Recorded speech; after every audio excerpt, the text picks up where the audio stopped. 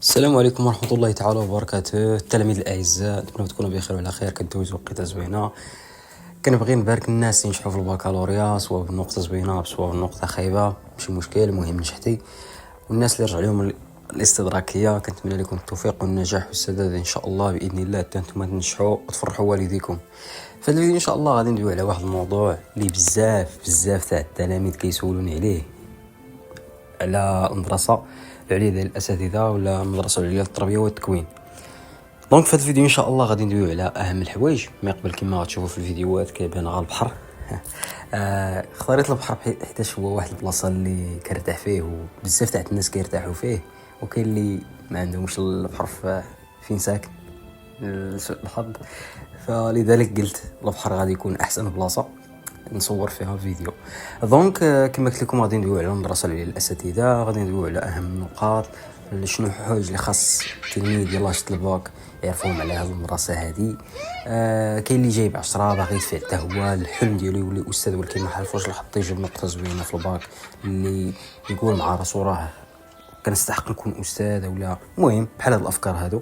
فبيت نقول لكم واحد الحاجه اللي تقدر تفرحكم ولا تريحكم واحد شويه، باللي راه الباك راه ماشي واحد الحاجه اللي كتقول باللي راه التلميذ هذا التلميذ كيقرا مزيان ولا ما كيقراش مزيان. ما عمر كانت نقطه واحد المعيار ديال التفوق ديال شي واحد. يقدر يكون واحد نسبة قليلة بلي ذاك الشخص كان كيدير مجهود وكيقرا، كاين اللي جايب 16 ولكن غا كينقل. المهم غادي تكونوا فهمتوني اشنو بغيت نقصد.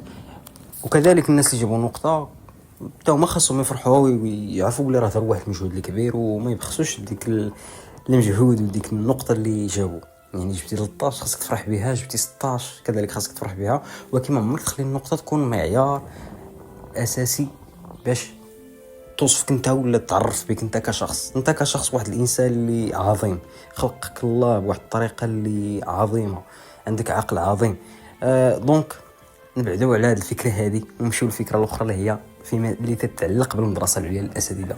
فبغيت نقول لكم بلي المدرسه العليا للاساتذه ولات واحد المدرسه اللي كتستقبل بزاف ديال الطلبه، بمعنى اخر عليها اقبال كبير، كلشي كيسول. كيقولوا الناس بلي راه عندي الباك ب10 محال نتهز.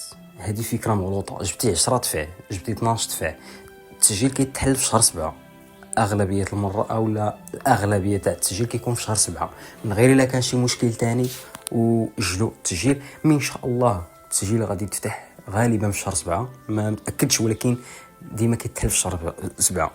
دونك اللي باغي يدفع المدرسه يدفع. شنو مازال كتكون النقطه ديال الوطني والجهوي.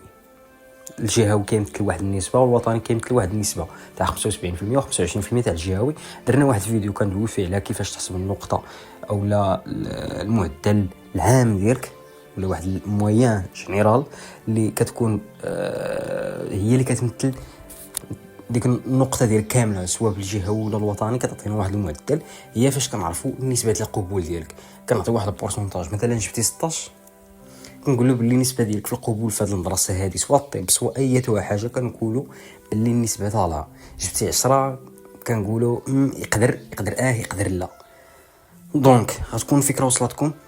المعدل ما كيهمش في هذه المدرسه هذه صراحه، اكثر ما كيهم ديك الرغبه ديالك انت كشخص انك تولي واحد الاستاذ مربي اجيال.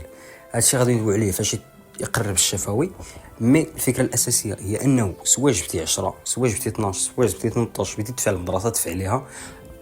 شخصيا قراو معايا ناس عندهم في البكالوريا سيونس مات، باي ذا واي سيونس مات عندهم في النقطه تاع البكالوريا 16 تاع الفوق وكيقراو معايا. كاينين عاوتاني الناس عندهم 10 وكيقراو معايا. يعني راه المدرسه راه ما خاصكش تاخذها بواحد الفكره ديال انه جبت 10 ما غاديش نتهز. دفع حتى انت ورزقك على الله، ما تعرف تهز ما تعرف تقبل حتى انت، وشد انت الليسونس تما وتشد الماستر ولا الدكتوراه ان شاء الله علاش لا، ولا بديت تفعل التعليم حتى انت راه عندك الحق تفعل التعليم. وكاين واحد الحاجه اخرى هي انه الا دفعتي المره الاولى وما تقبلتيش ما تقولش لا راه صافي ما عنديش الزهر. راه كاين باك بلس 1 وكاين باك بلس 2، وكاين اللي كيقرا في لافاك العام الاول كيدفع وكيتهز عاوتاني حتى هو في استرو كيكمل في ديك المدرسه. دونك المدرسه زوينه، مقاعد محدوده، عندك 10 عندك 12 دفع ان شاء الله غادي يكون التيسير وغادي تهز. المدرسه كاينه في جميع ارجاء المغرب، كاينه في اكادير، كاينه في فاس، مكناس. دونك كاين فيديو حتى هو كان ذكرت فيه كل مدينه وشنو المدرسه اللي فيها، واش مدرسه عليا الاساتذه ولا مدرسه التربيه والتكوين، مدرسه او الكليه علوم التربيه. هاد السميتات راه يقدر يبانوا لكم مختلفين، ولكن راه واحد الحاجه واحد الاجازه كتعطى. دونك كنظن كثرت في هذا الفيديو هذا، مي غالبا افكار اللي مهمين واللي خاصكم تعرفوهم. فكما قلت لكم ان شاء الله نهار غيتحل التسجيل دفعوا، راه غادي يكون واحد الفيديو جديد ان شاء الله غادي ندوي فيه على الافاق ديال هذه المدرسه هذه، وشنو هما الحوايج اللي خاصك تعرف على هذه المدرسه هذه، وشنو الفرق بينها وبين الكليه. مثلا شي ادبي باغي يدير شي تخصص ادبي، بالنسبه للعلميين عندهم بزاف تاع الحوايج يقدروا يفعلوهم، بحال الطب، بحال الهندسه، بحال بزاف يعني ماشي غير مدرسه وحده.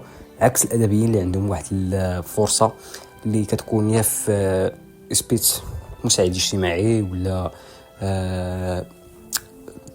المدرسه للاساتذه، يعني كيكون واحد شي حوايج اللي خفاف بزاف، يعني ما كتكونش واحد الفرصه اللي بحال عند الناس تاعت العلوم. دونك هادشي اللي كاين في هذا الفيديو هذا. الا عندكم اي سؤال طرحوه ان شاء الله غادي نجاوب عليه، وبالتوفيق والنجاح للجميع، خصوصا الناس تاعت الاستدراكيه. عفوا، ديروا مجهودك وان شاء الله ما يكون غير النجاح والتوفيق.